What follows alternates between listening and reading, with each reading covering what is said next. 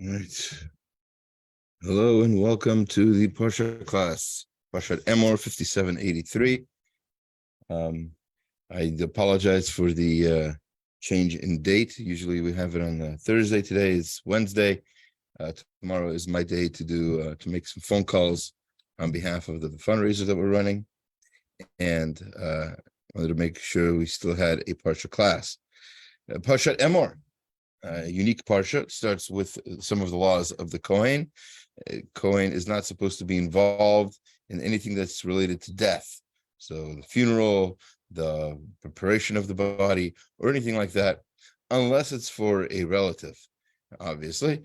And of course, there's also other situations, like, for example, when a person has nobody else to take care of it, and a Kohen is the only person available, that too should be taken care of by the Kohen. In general, the Parsha then continues with some of the other rules of the Kohen, including the fact that Kohen is restricted in whom to marry, and certain physical anomalies can prevent the Kohen from performing the service in the Beit HaMikdash. And we've spoken about a lot of that in previous years. The end of the Parsha then continues with some of the rules of the holidays, goes through some of the korbanot for all of the major festivals in the Jewish calendar. And that is how the Parsha ends. That's the brief summary. And now let's jump right into the verses themselves. So let's see if I can do this. Here we go. Okay. We'll have a little bit about the beginning, from the beginning of the Parsha, and then we'll jump right into, say, the middle and the end of the Parsha, if you don't mind. In previous years, we spent quite a bit of time on the first half. So let's see what we can accomplish today in the time we have remaining. The verse 21, chapter 21, verse 6, Hashem tells the Jewish people, Kadoshim yiyu le'elokehem, be holy to your God, v'lo yichalalu shem elokehem, and don't be mechal, don't desecrate, don't profane the name of Hashem, ki et ishe Hashem, because the fires of Hashem, lechem elokehem, hey makrivim yu kodesh, they are the food of Hashem, whatever that means. Obviously, he doesn't need food, but in some sense, there's an idea that Hashem is provided for with the korbanot. Obviously, this does not mean that he needs it or anything like that.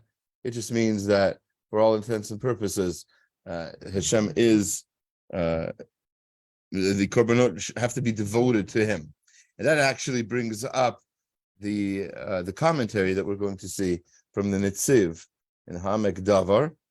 So over there, he writes about this verse, and he wants to know, what does it mean to be kodesh, to be holy? It says, be holy to your God.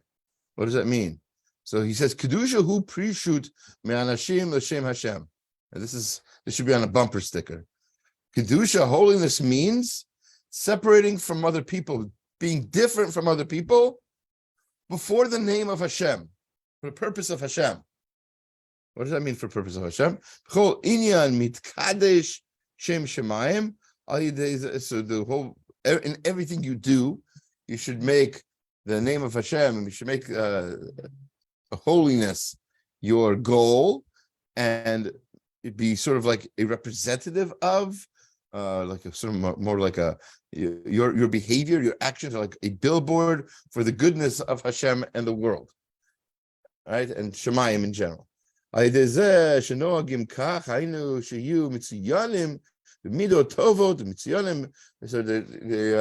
people who act like this stand out. They have very fine, refined characteristics. They have a lot of dignity, right? So that's being like that. That's how you become holy. An important lesson, by the way, already given.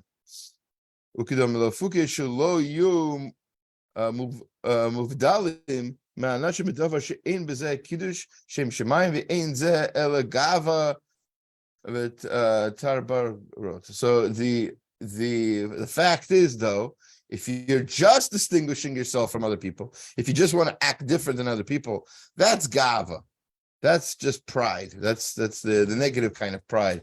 It's not this is not what you should be doing. It's fine to be kodesh, to be holy, but not just for yourself. Again, those first few words are have the essence of the idea here. Kedusha hu prishut mi'anashim l'shem shamayim. Those last two words are critical. Right? It's not just being different from other people, because plenty of people can be different from others. You have some weird mohawk, multicolored, spiked hairstyle when you come into shul. Yeah, you'll stand out. You'll be different from other people, most of the other people. Hopefully, the people in the shul will still treat you nicely. But why are you doing that? Are you doing that for the sake of heaven somehow?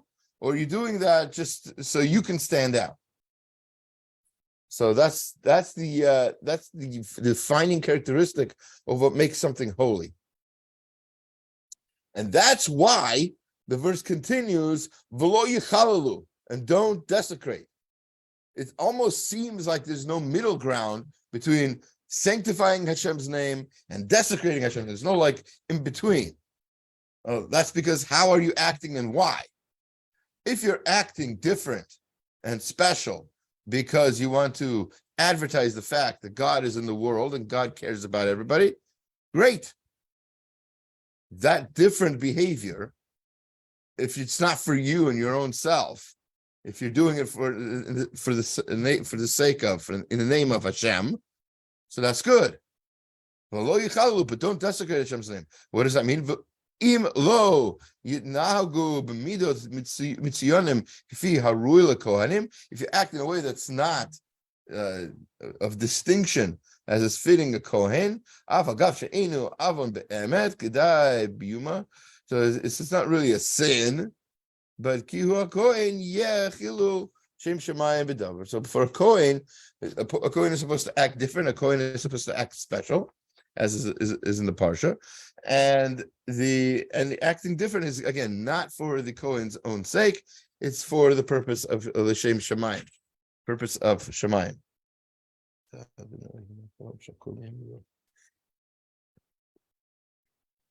All right. So that's what we have here on the on how Kohanim should act. And like I said before, we have two other classes on our YouTube channel for this parsha that have a lot more focus on the first half of the parsha. Today, what I'd like to do is go on with the rest of the parsha. Excuse me. All right, chapter 23, verse 2. Kaf Gimel Bet. This is when there's an introduction to the whole parsha of the Moadim, of the holidays, and the introduction says, "The Ber El Bnei Israel, speak to the children of Israel. Amarta Alehem, say to them, Moadei Hashem, the Moadim." So Moed usually means meeting. The meetings of Hashem, Asher Tikru Otam Mikrai Kodesh, are going to be called holy. Elehem Moadai, they are my holidays. This is a very strange verse. Like what's the point here? What are we learning? Look at the English. It doesn't make much sense. Speak to the Israelite people and say to them, "These are my fixed times, the fixed times of Hashem, which you shall proclaim as sacred occasions." Wait a minute. Who fixed them? You did. They're your times, Hashem, and we have to proclaim them as sacred occasions. We have to say that they're holy. You already made them holy. What is all this? What's going on here? We're going to go to the Sforno for his understanding. I think this will clarify a lot of ideas that are true in Judaism and are very clear in the Torah. So, so on those words, this is a meeting place of Hashem, meeting time for Hashem. Behakavana shbehem hasharod hashchina b'Yisrael now that we are done talking about,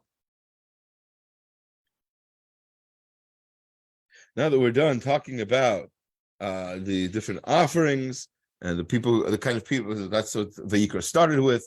And then we talked about the kind of people we're supposed to be, the kind of people that the Kohen need to be to bring those offerings, right? So all of that is for what? All of that is to bring the Shekhinah. All of that is to bring Hashem's presence into the world and to dwell amongst the Jewish people. And what that means is, again, we've mentioned before, Shekhinah means feeling godliness.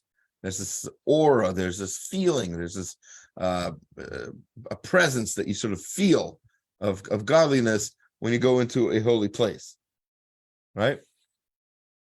A lot of the verses talk about this has to be before Hashem. You know, we're bringing in Hashem into our lives.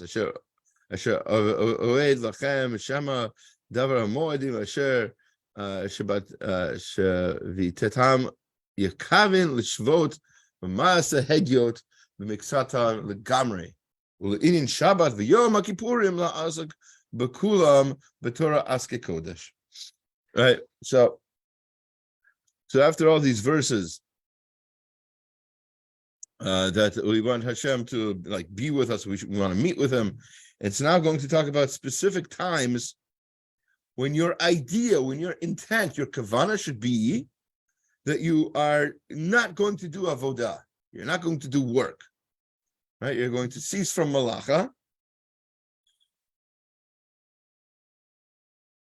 and you're going to spend time b'Torah, the Iske Kodesh. You're going to spend time with Torah and doing holy things.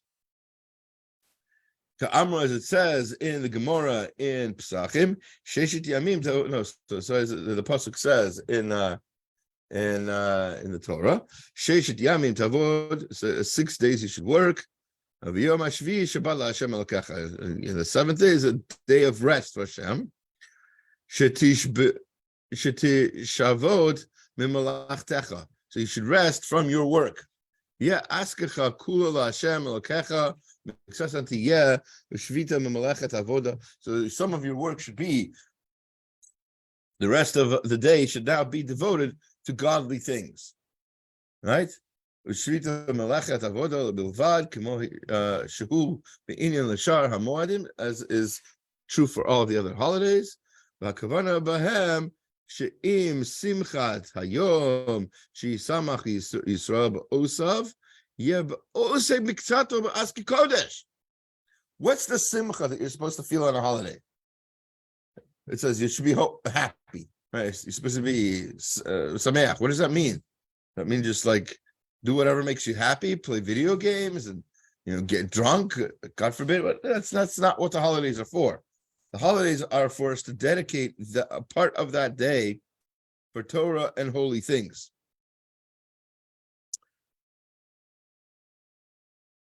And that's what's supposed to make us happy. Our souls enjoy. There's a little secret that a lot of people don't know. Our souls enjoy doing holy things. It might seem like a burden. It might seem like a problem. It might seem like it's taking away from cool, fun things you could be doing. But the fact is, your soul actually benefits, and you feel it. You naturally feel it in this world, that you're a happier person by keeping the mitzvot. And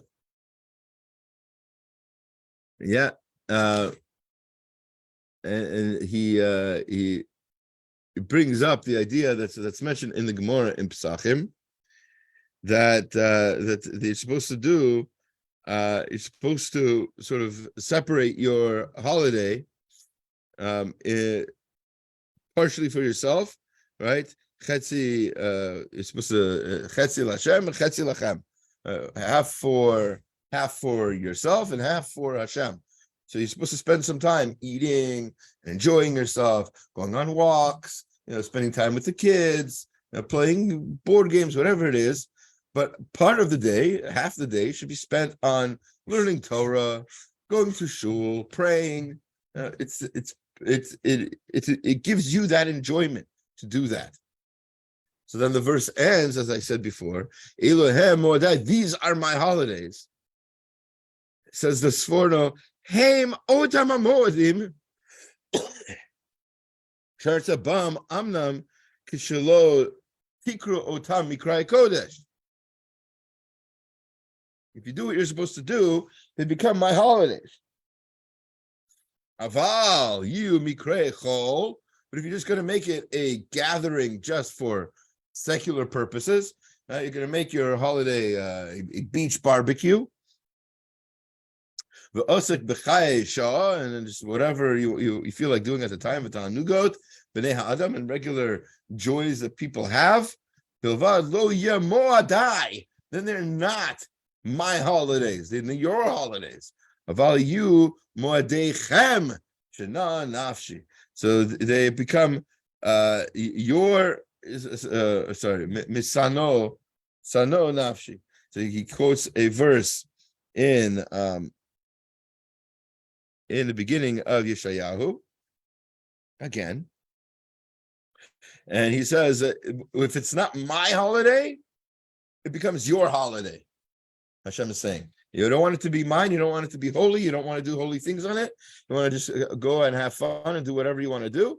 So that's unfortunate, but the fact is, if you do that, it becomes your holiday, and there's nothing holy in it anymore. It's not moadai, they're not my festivals, they're your festivals, and you do with them whatever you want, because you've just sapped them of all the real joy and holiness. I'm wondering if you're picking up on a theme here with what we said before from the Netziv regarding being Mekadesh Shem Shemayim and being Mechal Shem Shemayim, whether we're sanctifying God's name or desecrating God's name. There's a very, very thin line. If you're doing it for yourself, then you're desecrating God's name. If you're doing it for Hashem, you're doing it, it's the sanctification of God's name. Same thing is true, as we just saw in this forenoon, regarding the holidays. If you're doing it for yourself, or what you think is for yourself, really you're having less joy from it, but you think you're enjoying it more, right? You're doing what most people do when they want to just chill, have fun, and that's what you're going to do for your holiday. So you've made it your holiday. It's not Mikadesh Shem Shemayim now. It's Mechalal Shem Shemayim. It's yours. It's not Moadai. It's not my holiday anymore. That's what says Hashem. Beautiful sforno, very important fundamental idea, I think, for all of us to gain something from. Okay. Now, every once in a while, it's important to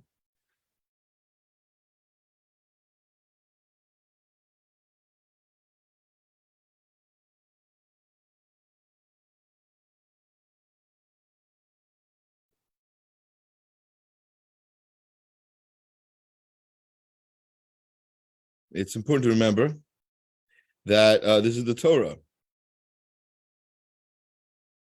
And the Torah is not just a book of rules. It's a book written by Hashem. So there's codes and secrets inside the words. And it's important to explore them every once in a while. And one of the greats who did that quite a bit is the Chidah, Chaim David Azulai. So you look at this verse, and it doesn't seem to have any deep secrets in it. And we're going to see there's quite a bit, and it fits in with other important Torah ideas. B'chodesh Harishon, just talking about Pesach, on the first month, so Nisan, Bar Ba'asar, on the 14th, L'chodesh of that month. Sorry, Bein Arbaim Pesach L'Hashem, in the afternoon. Basically, after night becomes that night will be a Pesach. That's when you're supposed to eat the Korban Pesach. And we learned in the Mishnah Yomi that we're doing, we learned quite extensively just recently, a whole Pesachim of all the rules regarding that. But look at the words for a moment. Ba'arba asar lachodesh. Ba'arba asar lachodesh. So it says the Nachal Kedumim, which is written by the Chidah. Sofa Tevot, which is the last letters of the word. Hey, Barba, Asar, Reish, Lachodesh, Shin. So we got a Shin, a Reish, and a Hey. Backwards, it spells Sarah, Shin, Reish, Hey, Sarah, or Shin, or Sin, right? Same letter. And so we have a reference there to Sarah. You're going to ask me, what does that have anything to do with anything? What does Sarah have to do with Pesach? Excuse me. Like it says, so he answers, Nisan Nifkeda Sarah. Sarah was remembered in Nisan. Pesach la Hashem, Eid Rachamim. So what does it mean, Pesach la Hashem? It's a Pesach for Hashem. So it's a Eit Rachamim Hu Lifnei Hashem. It's a time of Rachamim, a time of mercy for Hashem. V'ragil lerachel et briotav. We know from many ancient svarim, from the Sefer Bahir and such, that there's certain times of the year which are more fitting for certain midot of Hashem. Of course, Hashem is unchanging, but the way we experience Hashem changes throughout the year, right? The metaphor we've said many times before from the Ramchal, right? That think of the Shekhinah, think of Hashem's presence as say the sun, as the sun, Ki'ilu, right? And the sun is always on, right? It doesn't turn off. It's always equally hot, right? But you don't experience it that way. Why? Because there's things blocking sometimes. Sometimes there's nothing blocking. A few days ago, I went outside and there was not a single cloud in the sky. It felt like I was being zapped by the sun immediately. Today, you go outside and there's a lot of clouds, depending on what time of the day you're out, and depending on where the winds are shifting, it might be very cool or it might be very warm. It's that kind of weather. So the point being that Hashem's rachamim is felt more at this time of the year, in Nisan. And that's referenced in these words, Ba'arba Asar Lachodesh, because in these words, you have the name of Sarah. And Sarah was remembered with mercy, and she was able to have Yitzchak because of that. And that happened in Nisan. Okay, let's continue.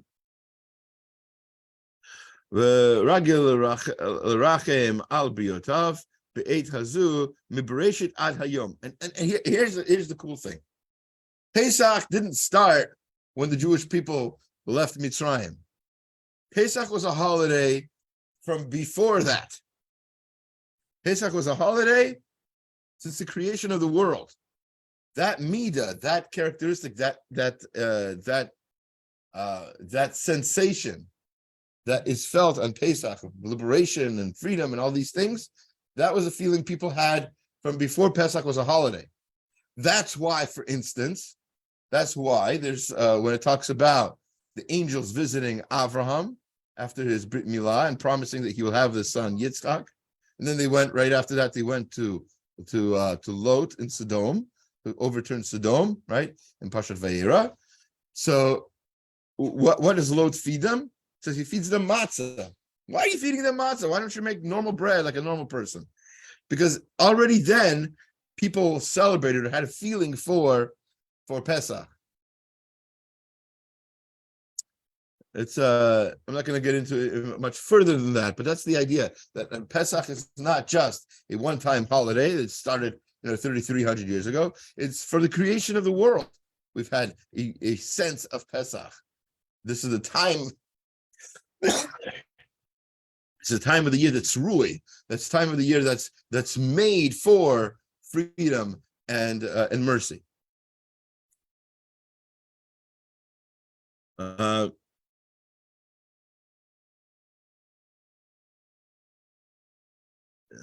Let's continue.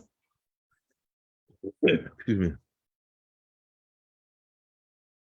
He says that the ultimate the destruction of Amalek and the final geula, the final redemption, is going to be b'schut Avraham v'Sarah.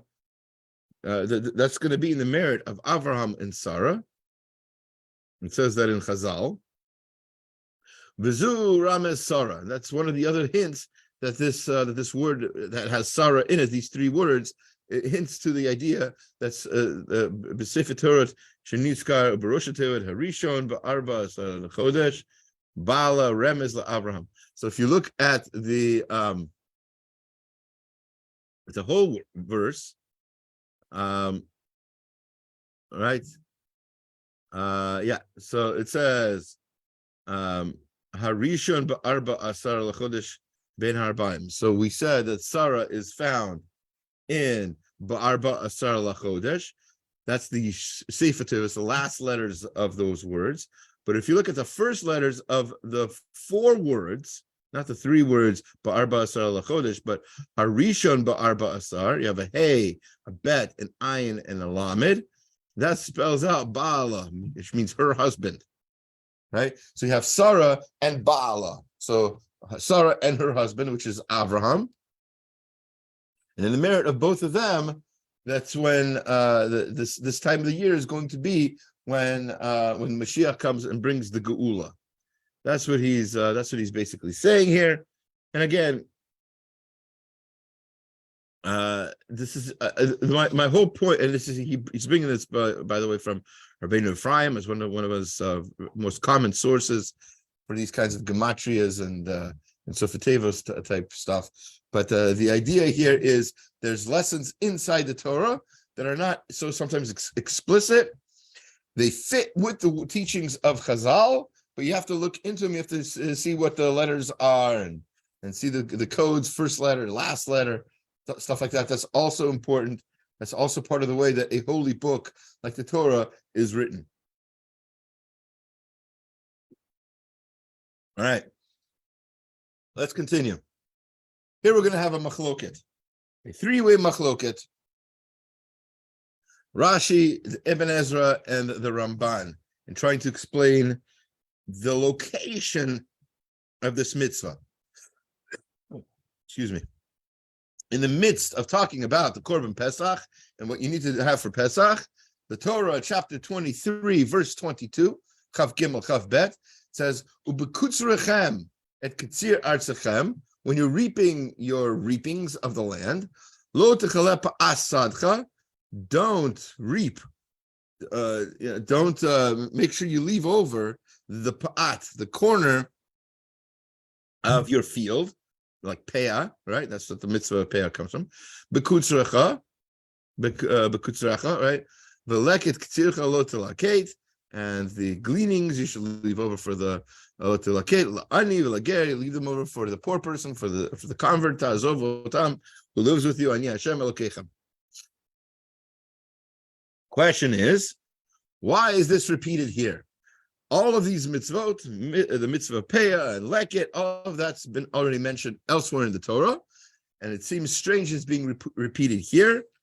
Rashi says, this is the most common answer, and he's quoted by the Ramban anyway, so let's just show you the Rashi real quick. He says this on Vayikra 23:22. He says, Lashon Rashi, Chazer v'shana bahem, this is the Torah is repeating this rule of keeping the peia. Why? Lavod alehem b'shnei lavin, so that you'll be punished with two negative commandments.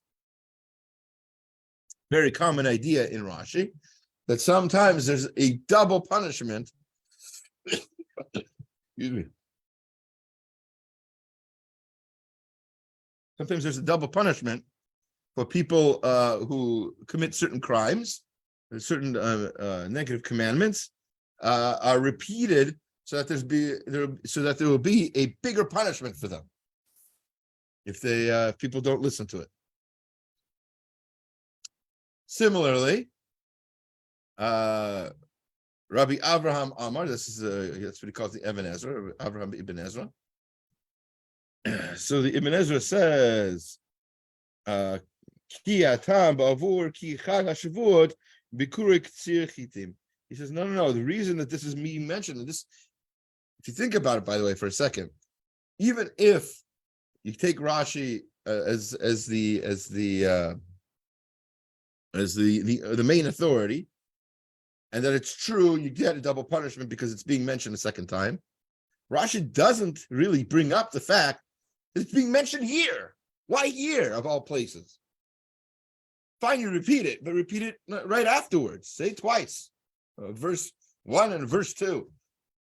Say the same thing if you want it to be mentioned twice. The fact that it's being mentioned again and here, of all places, Ibn Ezra explains differently.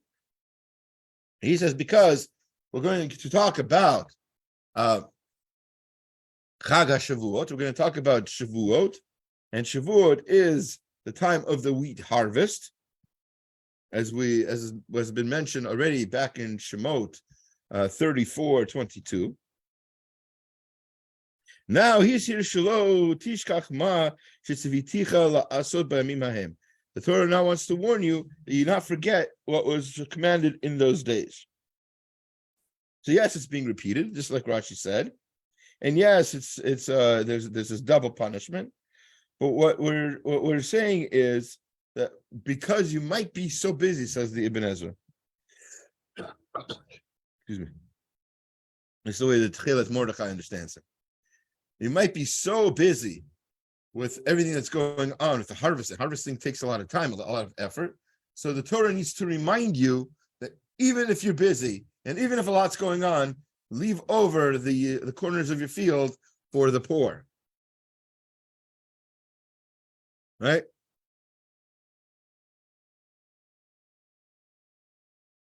Right.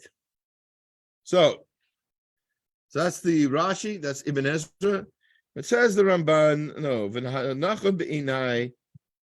what seems correct in my eyes, and this is how he often introduces an idea that is different than Rashi or the Ibn Ezra or the Rambam, whoever else he's arguing with, right? That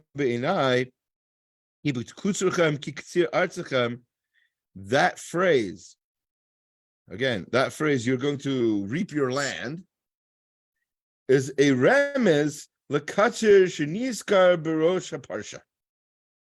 References back what was mentioned back in verse 10 earlier.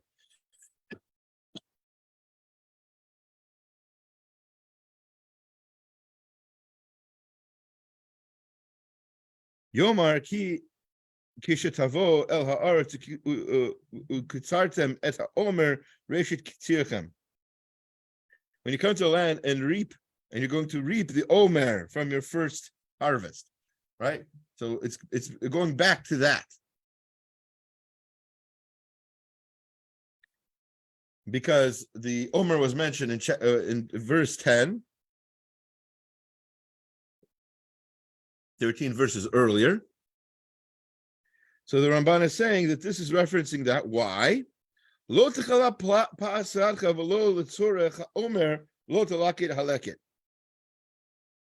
Still, even though you're doing this for the mitzvah of Omer, that you're clearing the field,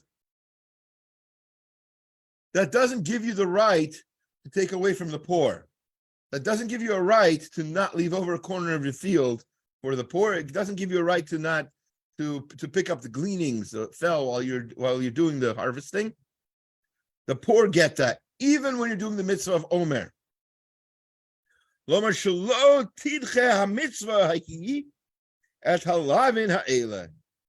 So even though there's prohibitions and a number of them, and according to Rashi, double of them, and you might forget because you're so busy and so you're so overwhelmed by everything you have to do, says the Ibn Ezra. Says the Ramban, the main point here, and why it's mentioned here of all places, is to teach you an important lesson, and that is none of that overrides the mitzvah of giving. None of that, all of your holy stuff. And again, this ties back in again with the Netziv and Sforda that we mentioned earlier. You're doing things for the sake of Hashem. It means something. It gives you back something. If you're doing things just for yourself, you're not thinking about the mitzvah. then you're going to lose out. Beautiful idea.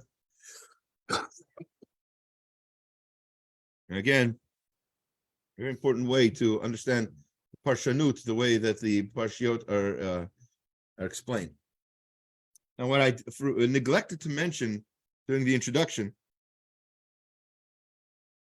that after the Parsha talks about the different holidays, the last piece of the Parsha is that there was a person, as we'll see, who blasphemed, right? Who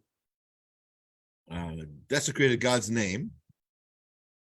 Again, ties in with what we were saying earlier from the Netziv, but not for now. And he's arrested because they don't know what to do. Eventually, H-Shem tells Moshe that there's a punishment, and he's supposed to be killed, etc., etc. There's a stoning, and everybody's involved, etc. Excuse me. Let's just read through the incident, and then let's see some commentary on it, because this brings up a lot of interesting questions. Ve'etze ben isha Yisraelit, hu ben ish Mitzri, a person whose mother was Jewish, his father was not Jewish, came out b'tov b'nei Israel. He went amongst the Jewish people. V'natzu mimachane ben ha'Yisraelit v'isha Yisraelit. And there was a fighting going on between him and somebody else, V'yikov, right in the midst of the camp. V'yikov ben ha'isha Yisraelit H-Shem v'yikalel. This person of a Jewish mother, he cursed Hashem's name. Yaviu oto el Moshe. He was brought to Moshe v'shem imo Shlomit bat Divrei lamata Dan. His mother's name was Shlomit bat Divrei. She was from the tribe of Dan. He was brought to Moshe. Yanichuchu b'mishmar lifrosh lahem al pi Hashem.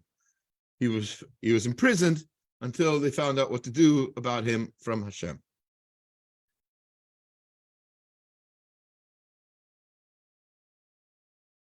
Rav Shimon Schwab in Mayan Beit HaShoeva brings this incident, brings the Gemara in Sanhedrin. Sanhedrin Ayin Chet Amud Bet. Yedei Haya Moshe Sha'amakoshesh B'mita. He knew that Moshe knew that the person who was gathering sticks was supposed to get the death penalty.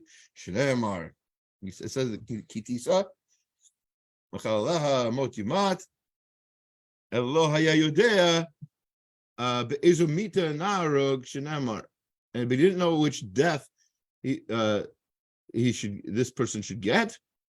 Ki lo porish ma yasalo. It was never really explained what should be done to him. Aval megadef lo nemar bo el lefarish lahem api Hashem. But regarding this person who's cursing Hashem, it says that he cursed Hashem. Shelo yeh Moshe yodea imhu ben mita kol ikar imlav. And Moshe didn't know if he should be killed or not at all. Moshe didn't know the law. Is that amazing? Moshe didn't know. Moshe, who brought the law, taught the law, got the law from God himself, didn't know what the law was here.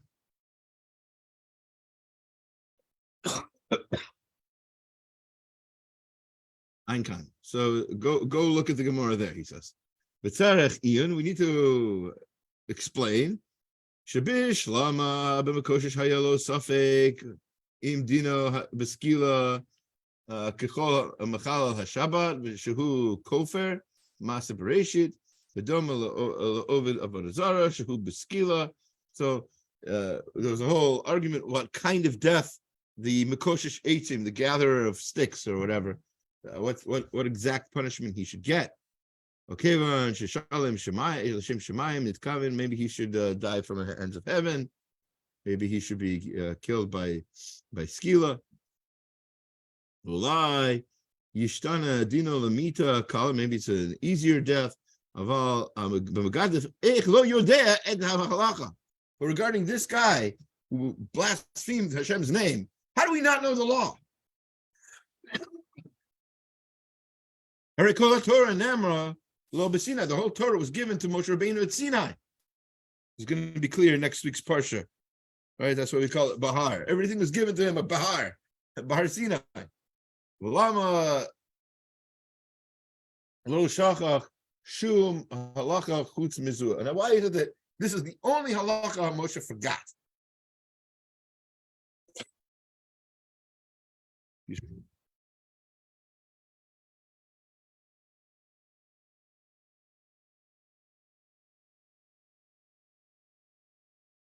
Sorry.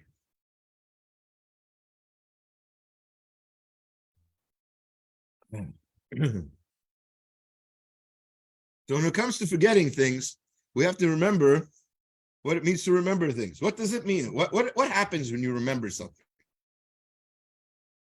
So Rav Schwab explains, Ula yesh lomar she'inyan hazchira hu al yidei tziur hadavar b'machshavato. What happens when you remember something?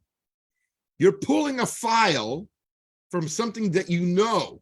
You already knew it. You remember, when you remember something, you already knew it at some point. You forgot it or whatever, you weren't thinking about it. Then you're pulling a file, opening up your file cabinet inside your head, taking out the file, right? So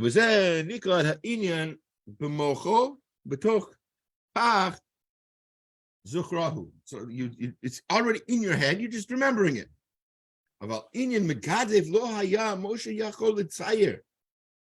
The blasphemer of Hashem, Moshe couldn't even have in his head. Like he couldn't wrap his head around it. B'shachlu hazach v'ubehazhir sharei tamid munat Hashem yabit. He was so close to Hashem. Moshe was on such a high level of prophecy. He, quote unquote, looked upon the image of Hashem, right? Below zachadato miyurato itbarach afrega. He couldn't not think. He couldn't not think about Hashem for a second, right? It's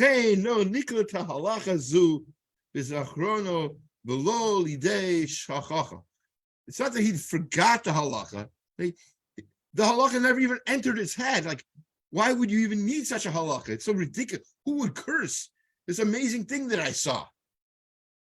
He had such an understanding of Hashem, such a close relationship to Hashem. The cursing of Hashem was foreign to him.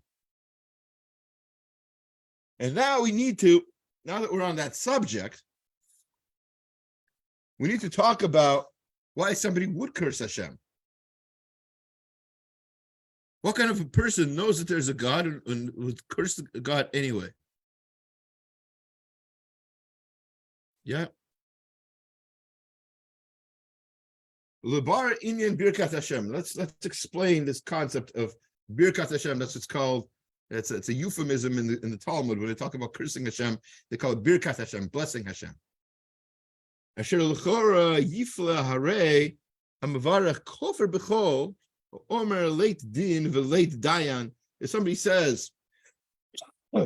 somebody denies that there's a judge and that there's laws to listen to, ve'en elokim kol mizab notav, and there's no God connected to me. This person doesn't believe in Hashem. He's not going to curse Hashem. Somebody who doesn't believe in Hashem isn't going to curse Hashem. There's no Hashem in his life.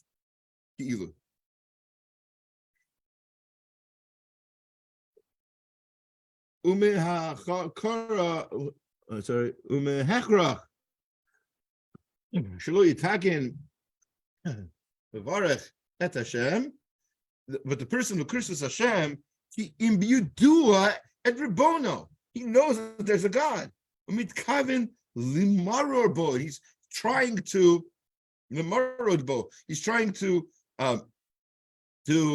rebel against him.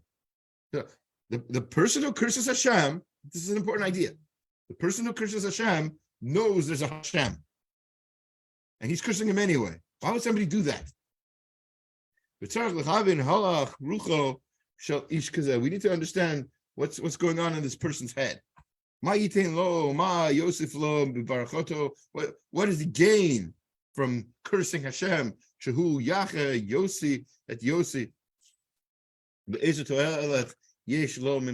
And we have to learn to see what that can what benefit there is in him doing this. To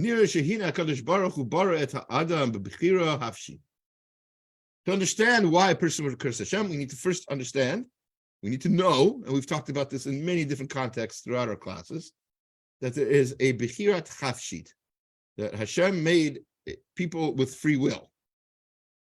And he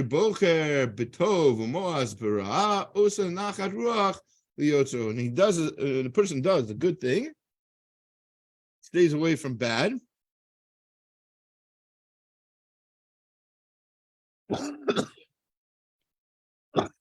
Excuse me. Stays away from bad. So he's somehow given nachat ruach to Hashem, right? Margish metikut dveikut b'Hashem v'simcha ilyatav v'ales b'tanugim v'leichut tzoek nafshi cholat avatcha. So as we said before from Shir HaShirim, you're supposed to have this love relationship to Hashem. You're supposed to be like lovesick. A bit over Aver, somebody who does a sin. Achi is liboro and angers Hashem as mile ta'avato yonek b'tanugim mitzad hatuma. What's happening is that person becomes more attached to tuma. Tuma is this impurity. It's getting a little bit deep here, right? We mentioned tuma. Oh, that's Kabbalah. No, this whole parsha was about tuma. All right. So, ubebechinat mayim genuvim imtaku. So, as it says in Mishlei, it says stolen waters taste sweeter. So you enjoy, you get a pleasure from doing the wrong thing. You know, vera hachi nura grua who v'yadei rabono mechavin limarod bo. You know that there's a God, but you're enjoying rebelling against him. Al kein ha'ish harodef tanugo, somebody who's chasing after his own pleasures. Hutza hara bevarcho et Hashem. He's going to curse Hashem. Yasik ta'anug nifla me'en kemoto mitzad hatuma. Somebody who wants to get more tuma. Somebody who feels the pleasure of tuma. Obviously, none of us, Baruch Hashem, because we don't really know what this is. Excuse me. But somebody who sins on a regular basis, they get pleasure from the tuma, and so they might curse Hashem to get the most tuma. It's a huge enjoyment that they get. It's the highest level of pleasure. Illegal pleasure, stolen waters, right? So even though, as we said before, the person is created to get more pleasure from Hashem, to give Hashem pleasure. By the way, that's called a love relationship, when you're giving pleasure and getting pleasure from your beloved, as we're supposed to do with Hashem. The essence here is that this person is getting pleasure for himself, just like we've been saying all along, from the Netziv and the Sforno, all the way down to the Ramban. This entire parsha is all about, who are you going to live for? Are you going to live for yourself and your own selfish pleasures? The person who curses Hashem, that's exactly what they're doing. They don't care about the pleasure they're giving Hashem. They're cursing Hashem because they feel good about doing it. Let's just skip to towards the bottom here. V'don mina l'chol yodei rabono So anybody who knows their creator with Kavin and Nimrod bo, and they want to rebel against him, Kamo Nimrod, Esav, Bilam, those three characters in Tanakh, right? Esav, Nimrod, so backwards. Nimrod, Esav, and Bilam, go in chronological order, right? All those people they knew that there was a God. They rebelled against him because they enjoyed it. And they didn't care that Hashem wasn't enjoying it, whatever that means, obviously. Right? V'chein b'chol over avera, and anybody who performs a sin, the hakis on purpose. Most people sin by accident. Somebody who sins on purpose, what's the kavana? Shlo l'shem tanugo haguf. Hare etzem meridato mamtik ba'avera v'b'chinat karov knirali. There's a sense of this closeness that you get a pleasure from. He says earlier, we sort of skipped it. He's talking about the idea of karov, being close to Hashem. Sometimes closeness means when you're feeling a love relationship with somebody, and sometimes, like as in a fight, a wrestling match, karov, getting close to somebody, means you're tackling them, you're on top of them, you're beating them up, right? So you're beating up Hashem and you enjoy it, right? So that can happen. Also, that's also karov. That's also a closeness. And again, I can't. I think I've overstated this already. But again, the main point here is this whole parsha. The lessons of this parsha is that more than anything else, we have the opportunity to live a life that's close to Hashem and doing things for His sake. And unfortunately, if we want to, we can live a life where we're only living for ourselves, which actually, as according to the Netziv earlier, we just think we're living for ourselves, but really, as according to also the Sforno, these moadim, this enjoyment is fleeting. It's only in this world. We won't really get the full enjoyment that Hashem's Shekhinah promises us if we bring the Shekhinah into the world. Thank you for listening. I hope you have a good rest of your week. Take care. Shabbat Shalom.